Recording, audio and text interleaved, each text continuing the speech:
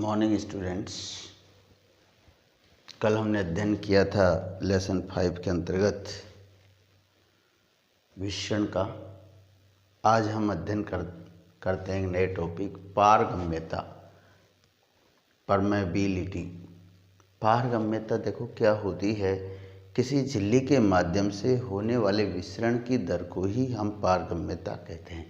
क्या बताया बेटा? किसी झिल्ली के माध्यम से होने वाले विसरण की दर को हम पारगम्यता कहते हैं।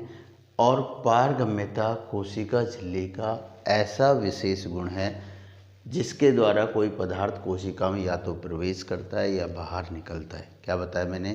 पारगम्यता कोशिका झिल्ली का एक ऐसा गुण है जिसके माध्यम से कोई पदार्थ कोशिका में या तो प्रवेश करता है या बाहर निकलता है। पारगम्यता के आधार पर हम कोशिका झिल्ली के 4 प्रकार हैं, सेल मेम्ब्रेन के 4 प्रकार हैं पारगम्यता के आधार पर। फर्स्ट, पारगम्य झिल्ली। पारगम्य झिल्ली का मतलब होता है कि वह झिल्ली जिसमें विलय और विलायक, क्या बताया बेटा? एक तो विलय और एक होता है विलायक। विलय और क्या बताया बेटा? विलायक, दोनों आसानी से प्रवेश करते हों उसे हम पारगम्य झिल्ली कहते हैं। और इसके अंतर्गत कौन आती है बेटा? कोशिका भित्ति आती है। क्या बताया मैंने? विलय जो घुलता है, विलायक जो घोलने की क्षमता रखता हो जैसे जल। दूसरी है अर्धपारगम्य झिल्ली, यानी वह झिल्ली जो विलायक अणुओं को तो प्रवेश करने देती है, केवल विलायक को। विलायक का प्रवेश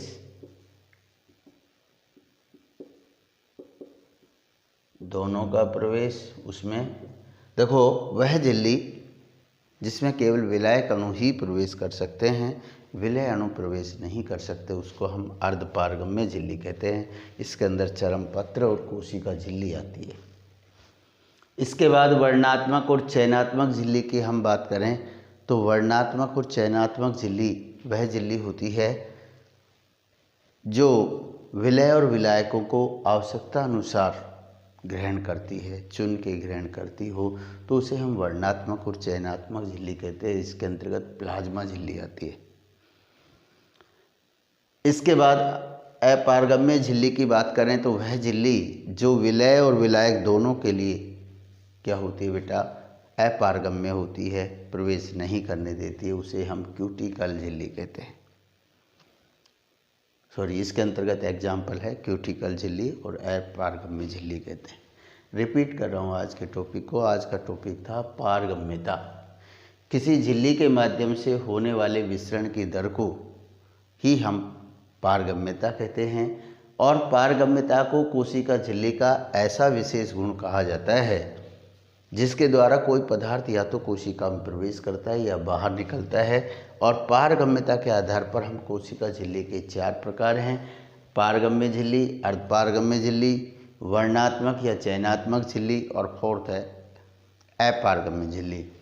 पारगम्य झिल्ली जो विलय और विलायक दोनों के प्रवेश के लिए साध्य होती है, प्रवेश कर सकते हों, पारगम्य झिल्ली कहलाती है और इसके अंतर्गत कोशिका भित्ति आती है। अर्धपारगम्य झिल्ली जिसमें केवल विलायक अणु प्रवेश कर सकते हैं, विलय प्रवेश नहीं कर सकते, उसे हम अर्धपारगम्य झिल्ली कहते हैं। इसके अंतर्गत चरमपत्र और कोशिका झिल्ली आती है।